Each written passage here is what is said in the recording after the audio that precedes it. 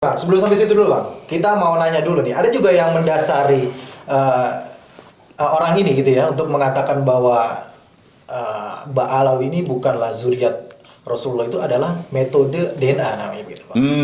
Iya Bang ya? Versinya Nah, itu, versinya soal begitu. DNA. Nah, Bang Munarman kan pasti mengerti ya tentang apa itu DNA dan segala macam Ya. itu Bang. Yang mengatakan bahwa kalau yang zuriat Rasulullah itu kebanyakan J1 begitu kan. Kemudian Haplogrupnya. iya, kalau yang dari Yaman, Balawi ini G gitu. Iya, iya, Sehingga iya. tidak mungkin, bahkan ada salah satu ahli mengatakan mustahil bahwa Balawi ini adalah keturunan Rasulullah SAW. Katanya begitu. Iya. Nah, Abang melihat emang untuk bisa mengatakan DNA dijadikan pegangan. bukti bahwa memang dia itu keturunan Oke. Rasulullah itu bisa nggak? Kita begini dulu. Secara logika nih Bang. Iya, ya, kita jawab dulu. Dari apa yang diklaim oleh pihak yang meneliti soal nasab, ya, yaitu yang bernama Imaduddin, itu dia tidak memasukkan unsur DNA. Nggak ada, dia cuma 2 buku tadi, Sejaratul Mubarakah sama satu buku saya lupa. Bukan tentang DNA. Bukan gitu. tentang DNA, nggak ada. DNA nggak dibahas di situ. DNA ini kemudian masuk baru sisipan, susupan, dan sisipan. Iya. Di tengah perjalanan isu nasab, dia tiba-tiba masuk dari orang-orang lain. Ya, disitulah poinnya. Nanti kita akan bahas. Ini bisa tiba-tiba beralih ke soal DNA. Ada Seperti apa apa? tuh? Apa ini ada apa? Karena Imaduddin tidak membahas DNA sama sekali, nggak ada. Nah, kalau soal DNA, pertanyaan pentingnya, memang secara klaim dari pihak ilmu pengetahuan, DNA ini bisa melacak asal usul dari manusia. Iya. Tetapi juga ada penelitian ini, saya barusan baca ini ya. Ini nih, isinya begini nih. Bahwa dalam penelitian diketahui bahwa manusia memiliki kesamaan DNA dengan spesies lain seperti orangutan, simpanse, gorila, bonobo. Ini sama nih, setidaknya lebih dari 90% DNA loh. Jadi kalau patokannya DNA, berarti kita ini sama keturunan monyet dong, gorila, simpanse. Nggak mau. Nggak bisa, Nggak mau. beda. Kalau berpedoman pada DNA ya. Nah, itu persoalan. Ini bukan main-main, ini yang melakukan penelitiannya ini Vance de Waal namanya, ilmuwan yang mengkhususkan diri meneliti primata dari Emory University di Atlanta, Amerika Serikat. Jadi berbahaya saya kira ini kalau kita berpegangan pada DNA, karena yang kedua persoalannya ya, yang kedua, siapa peneliti atau hasil sampel DNA dari zaman Nabi Ibrahim atau Rasulullah SAW? DNA mana? Contoh sampel yang pernah diambil? Nggak ada. Bagaimana? Yang diambil tuh manusia zaman sekarang, diambilnya, dikumpulkan, yang hidup zaman sekarang nih, sejak ilmu DNA ditemukan, diteliti, ya. Kemudian dikelompokkan, oh ini sama nih. Yang di atasnya itu iya. Yang di atas, tapi kan di atasnya Nabi tidak ada Ibrahim, sampel Nabi Ishak, DNA. Tidak ada sampel DNA. Ini 95%, 90-50% ini sama dengan simpanse gorila. Karena sampel simpanse yang sekarang diambil, sampel manusia sekarang diambil, dicocokkan 95% samanya. Iya. Tapi kalau penelitiannya tentang keturunan kita, asal muasalnya, manusia yang di atas generasi kita dulu itu, yang ribuan tahun di atas kita tuh, sampelnya dari mana? Bagaimana cara Itu pertanyaan penting loh, Iya, secara ilmiah. cara ngambilnya gimana? Cara ngambil DNA itu bagaimana? Sehingga bisa dikelompokkan Darah, seolah rambut. dari keturunannya dari manusia yang ini, dari keturunan. Nggak bisa. Kalau ada pernyataan dari si peneliti itu terkait dengan ada kromosom Y yang katanya bisa sampai mendeteksi DNA sampai dengan ke Nabi Adam. Setahu saya itu hanya penelitian sebuah perusahaan, dan perusahaannya itu perusahaan yang berada di Amerika. Sperma itu, kalau kromosom ya. Kalau kromosom Y dengan X itu adalah wilayah penelitian dari segi sperma, dan itu dunia kedokteran. Tapi itu balik lagi, apakah pernah diteliti Kromosomnya. kromosom dari nenek moyang kita yang di atas, yang haplogrup J, haplogrup G, haplogrup J1 itu? Generasi di atas kita tuh siapa yang diambil sampelnya untuk memastikan bahwa yang sekarang ini, oh ini yang terjadi setahu saya ya, yang saya baca cari informasi ya, karena kan mereka juga pakai internet ini soalnya, informasi haplogrup itu internet semua itu nggak bisa.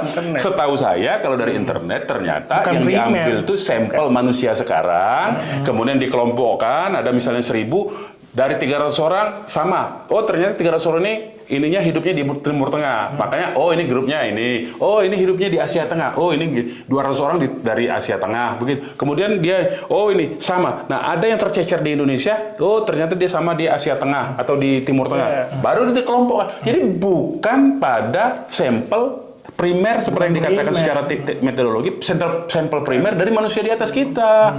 Enggak. Jadi sebetulnya gugur juga itu ini, dan DNA pun juga teori kalau dia mencoba untuk melacak manusia di atas kita, nenek moyang kita. Itu teori, kecuali kalau mereka bisa mengambil sampel yang betul-betul misalnya diklaim keturunan dari Bani Israel misalnya. Ya harus diambil yang Bani Israel, yaitu Nabi Yakub, Nabi Daud, Nabi Sulaiman, harus diambil semua.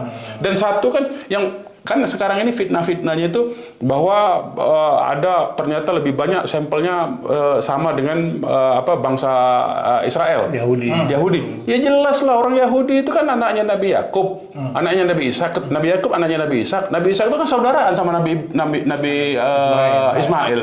Bapaknya siapa? Nabi Ibrahim. Sama. Ya sama lah. Satu bapak lah ya. Nah, jadi otaknya itu kemana menurut saya?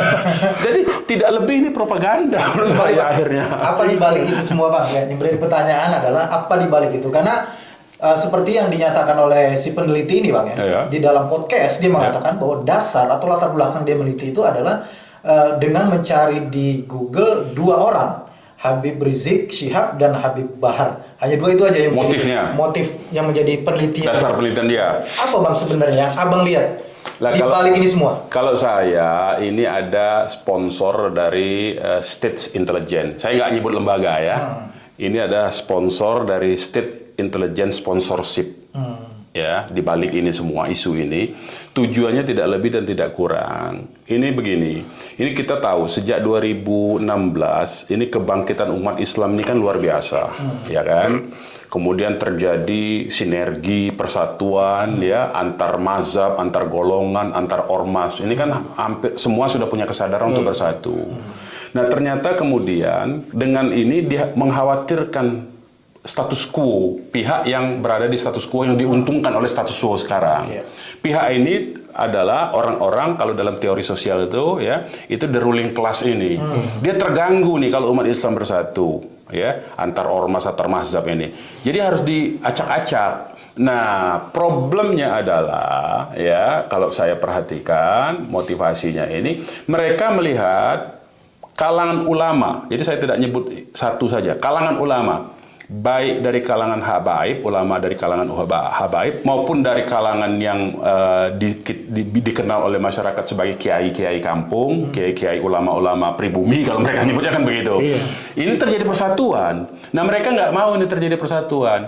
Dengan adanya menonjol-nonjolkan isu-isu pribumi segala macam, ini kan ada aspek-aspek yang disebut dengan secara ideologi ultranasionalisme atau cenderung kepada chauvinisme sebetulnya. Ini kan Hitler sebetulnya chauvinisme itu, membanggakan kepribumiannya, keasliannya. Padahal kita ini semua sebetulnya makhluk alien sebetulnya. Kita ini kan makhluk keturunan Nabi Adam, yang Nabi Adam itu diturunkan kepada dari surga ke bumi. Ini kan karena dihukum. Ini ribut soal begini ini kan sebetulnya dia buang-buang waktu aja nih orang-orang. Tapi balik lagi karena dia khawatir dengan kebersatuan antara ulama, bahkan PBNU juga ya sudah merespon isu ini bahwa tidak benar ini semua ya, merusak persatuan. Jadi dia curiga dari analisis intelijen ini menyatakan persatuan umat Islam ini dibangkitkan oleh kalangan habaib dan kalangan ulama. Sehingga ini harus dipecah belah. Nah, pakai pecah belahnya itu pakai apa? Ya pakai isu ini yang bisa efektif. Karena isu-isu lain sudah pernah dicoba, gagal terus kan. Pakai kriminalisasi, gagal. Karena walaupun dihukum, di penjara, tetap umat mencintai ternyata. Tetap diikuti. Nah, pakai isu ini diharapkan yang para muhibbin ini diharapkan tidak lagi percaya, tidak lagi mengikuti. Inilah dipakai. Itulah teori analisis intelijennya. Saya tidak sebut teori karena teori harus dibatalkan oleh teori juga. Ilmiah. Tapi ini analisis intelijennya begitu ini. Nah, aspek-aspek ini. Nah, inilah yang perlu kita respon ya berdasarkan analisis kontra intelijennya ini, karena ini ada satu gerakan intelijen di balik isu ini ya yang disponsori oleh pihak-pihak status quo, saya sebut begitu ya. Nah, inilah kemudian ini akan menimbulkan apa yang mereka propaganda anda-andakan ini sebetulnya ada aspek hukumnya, ada konsekuensi hukumnya. Mereka jangan merasa tenang-tenang, ini ada konsekuensi hukumnya. Nah, konsekuensi hukumnya beliau ini yang bisa menganalisis gitu. Kembali Bang,